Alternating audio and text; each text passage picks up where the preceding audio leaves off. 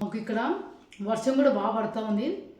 ఆ చల్లని వాతావరణంలో వేడివేడిగా అన్నము, పాలకూర పప్పు, ఊరగాయ నాకు ఎంతో ఇష్టం. చిన్నప్పటి నుంచి బొంగులు అంటారు, సొంగలు అంటారు, ఇవి చాలా ఇష్టము. అలాగే అప్పడం. మీరేం తిన్నారో నాతో కామెంట్లో షేర్ చేయండి. పప్పు సూపర్, గ్రీన్గా.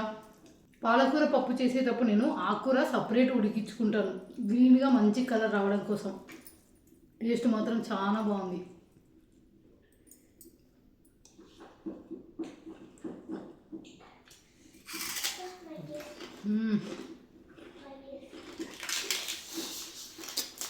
అప్పడాలు, బొంగులు, రసం, పప్పు సాంబార్లోకి నంచుకోవడానికి చాలా బాగుంటాయి. కూరగాయ కూడా అవసరం ఉండదు.